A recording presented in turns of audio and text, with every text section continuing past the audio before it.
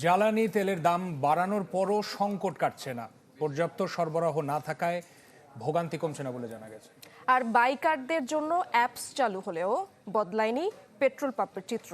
ঘন্টার পর ঘন্টা লাইনে দাঁড়িয়ে থেকেও কাঙ্ক্ষিত জ্বালানি তেল না পাওয়ায় ক্ষোভ জানান চালকরা। ভোর থেকেই জ্বালানি তেলের জন্য সারি সারি গাড়ি, কিন্তু রাজধানীর তেজগাঁওয়ের এই ফিলিং স্টেশনে সরবরাহ বন্ধ। সকাল গড়িয়ে দুপুর, মাথার উপর গ্রীষ্মের তপ্ত সূর্য, কিন্তু তখনও পাম্পে দেখা নেই তেলের ট্যাঙ্কারের। অপেক্ষার লাইন দীর্ঘ হয় কয়েক কিলোমিটার।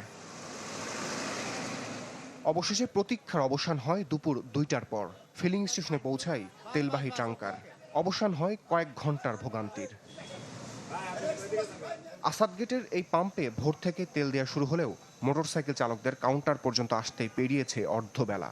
বাড়তি দাম নিয়ে আক্ষেপের চেয়ে দীর্ঘ অপেক্ষায় তাদের কণ্ঠে ক্ষোভটাই ছিল বেশি। 10 ঘন্টা আমি রাইড শেয়ার করি, 10 ঘন্টার মধ্যে 3 ঘন্টা নাই 7 ঘন্টা কাজ করতেছি। দাম বাড়াচ্ছে সেটা তো মেনে নিছি, কিন্তু ওই তেলের লাইনটা তো আমরা মানতে পারতেছি না। মোটরসাইকেল চালকদের ভোগান্তির সারি দীর্ঘ মনে হলেও সবচেয়ে বেশি ভোগান্তিতে ছিল ব্যক্তিগত গাড়ির চালকরা। ফুয়েল পাস অ্যাপসের মাধ্যমে মাসে অন্তত 60 লিটার জ্বালানি মিলছে একটি মোটরসাইকেলের জন্য, কিন্তু পেট্রোল এবং অকটেনের আরও বেশি চাহিদা সম্পন্ন এসব ব্যক্তিগত যানবাহন এই সেবার বাইরে রেখে কতটুকু সংকট সমাধান সম্ভব সেই প্রশ্ন রাখছেন এসব যানবাহনের চালকেরা। আমরা আসছিলাম রাত 3টা বাজে, আইসা ইকবাল রোডের ভিতরে সিরিয়াল ধরে যে মাত্র তেল নিতেছি। মোটরসাইকেলকে অ্যাপ দিছে, কিন্তু আমাদের তো দেয় নাই।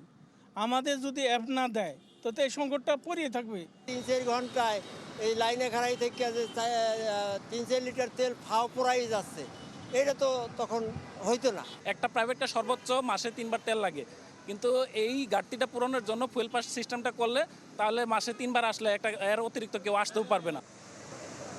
ফিলিং স্টেশন সংশ্লিষ্টরা বলছেন দাম বৃদ্ধির পর আগের চেয়েও কম জ্বালানি তেল পাচ্ছেন তারা।